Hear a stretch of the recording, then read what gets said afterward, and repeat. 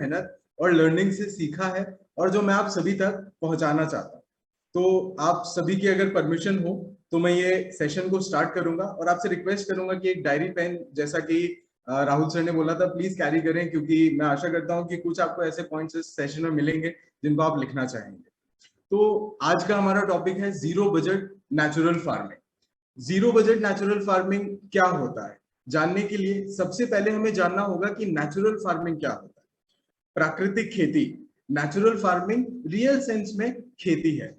ये कोई ऐसा विषय नहीं है जिसे आपको या हमें समझने की जरूरत है। जब हम प्रकृति में मौजूद पदार्थों एवं पोषक तत्व जो न्यूट्रिएंट्स होते हैं उन सबको यूटिलाइज करके फार्मिंग करते हैं तो उसे हम नेचुरल खेती करते हैं। तो अब एक सवाल आता है कि क्योंकि हम रासायनिक पद्धति से खेती कर रहे हैं, तो एक सवाल सबके दिमाग में आता है कि क्या हमारे एनवायरनमेंट में, हमारे नेचर में वो सारे पदार्थ या पोषक तत्व नहीं अवेलेबल है क्या जो हमें खेती करने के लिए जरूरी है? इसका जवाब है बिल्कुल नहीं। हमारे प्रकृति एकदम सफिशिएंट है हर रूप से, हर नेचुरल काम को करने के लिए।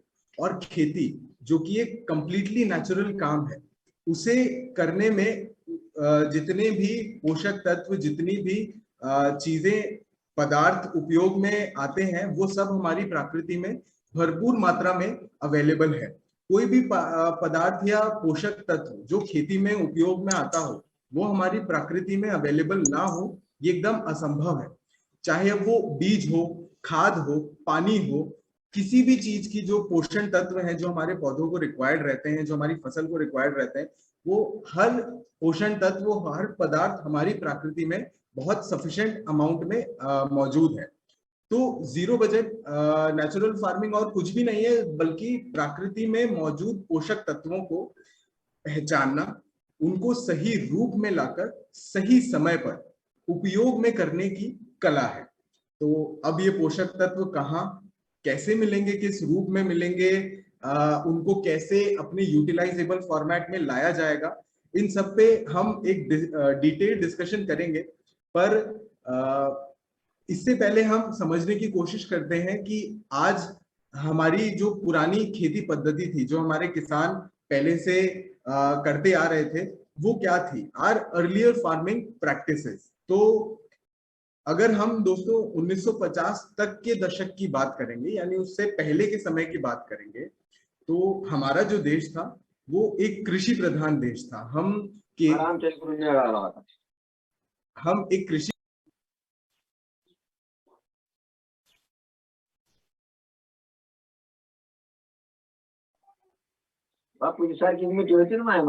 हेलो, क्या मेरी आवाज आप सबको आ रही है? Yes yes.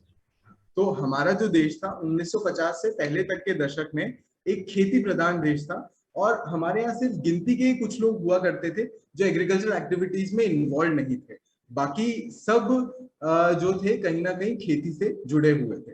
तो उस समय जो लोग खेती से जुड़े हुए थे, तो उनमें से कोई भी ना तो हमें बीज बेचता था, ना हम किसी से खाद खरीदते थे, और जो आजकल ये इंसेक्टिसाइड, पेस्टिसाइड्स का कंसेप्ट चल रहा है, ऐसे कृषि आधारित दवाई नाम का कोई प्रोडक्ट हमारे मार्केट में था ही नहीं।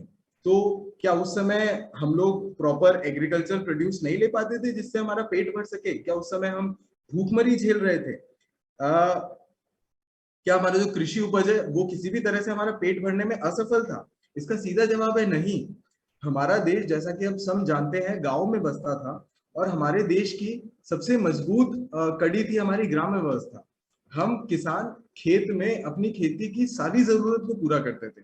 आज हम जिसे इंटीग्रेटेड फार्मिंग कहते हैं, वही एक्चुअल सेंस में हमारे किसान काफी पहले, आज से कई सालों पहले, 75, 80, 100 साल पहले तक करते आ रहे थे। और यही जो प्रोसेस है इंटीग्रेटेड फार्मिंग का, यही नेचुरल फार्मिंग भी था। अब इसकी एक बेटर अंडरस्टैंडिंग के लिए मैं एक एग्जाम्पल लेते हुए और उसमें आपसे गेहूं के ऊपर एक चर्चा करूंगा जिससे आपको क्लियर और समझ में आए कि पहले जो खेती थी वो किस तरह से चलती थी। तो हमारा जो देसी गेहूं होता है, अगर दोस्तों आपने उसे देखा हो, तो जड़ के बाद उसकी जो डंठल है वो लंबी होती है और फिर उसके ऊपर बाली होती है। उस बाली में गेहूं के बीज लगते हैं। तो हमारे जो किसान थे वो बाली के ऊपर जो गेहूं होता था उसको यूटिलाइज कर लेते थे थ्रेशिंग के प्रोसेस से, या जो भी वो मैनुअल प्रोसेस इम्प्लाई करते थे उससे अपनी रसोइयों में। उसके बाद जो उसका स्टेम बचता था, जो डंठल बचता था, उसको वो एक पौष्टिक चारा था और उसे चारे के रूप में अपनी गायों को, अपने नंदी को खिलाया जाता था। वो गाय और नंदी, फिर गाय जो दूध देती थी उसको यूटिलाइज किया जाता था रसोई में। उस नंदी को उपयोग में लिया जाता खेत की जुताई में, खेत में जितने भी जिस तरह के काम होते थे उनके अंदर। और वो गाय जो गोबर करती थी और वो जो नंदी गोबर करता था, उन सब की खाद बना के अगली बार का जो खेती का समय होता था, जो अगली फसल होती थी, उसमें उनको काम में लिया जाता था। साथ ही में जो जितना भी प्रोड्यूस होता था हर बार, उसमें से कुछ पोर्शन को बीज के तौर पे बचा के रख लिया जाता था, जिसको अगली बार जो है वापस से फसल में उपयोग में लिया जाता था। और उस समय हमारी मिट्टी में पोषक तत्वों की मात्रा इतनी अधिक थी कि, और हमारी मिट्टी की जो उर्वरक क्षमता है वो इतनी अधिक थी कि बाहर से कोई पोषण देने की आवश्यकता होती ही नहीं थी। तो अब ये जो प्रोसेस मैंने आपको करेंटली बताया, जिसके अंदर खेत में जो फसल हुई उसी को चारे के रूप में भी उपयोग किया, उसी से अपने घर का काम भी चलाया, उसी से जो दूध निकला वो भी यूज किया, फिर गोबर को वापस खाद बनाया। इस पूरे प्रोसेस में आपको कौन से बीज को बाजार से खरीदने की जरूरत पड़ी, या कौन सी खाद बाजार से खरीदने की जरूरत पड़ी, या कौन सा ट्रैक्टर आपको इन्वॉल्व करना पड़ा, हमारा किसान पूर्णतः आत्मनिर्भर था और वो अपनी मेहनत से पूरे देश के पेट को भरने में एकदम सक्षम था। तो फिर एक सवाल आता है कि कहां और कैसे हम रसायनों और हाइब्रिड बीजों पर आधारित हुए। तो इसी से दोस्तों हम पहुंचते हैं अपने अगले टॉपिक की तरफ, the phase of industrial revolution, the occurrence of so called green revolution and its impact on the Indian farmers. तो इसको हिंदी में भी मैं आपके लिए ट्रांसलेट करते हुए साथ में चलूंगा। औद्योगिक क्रांति, कहने के लिए हरित क्रांति और भारतीय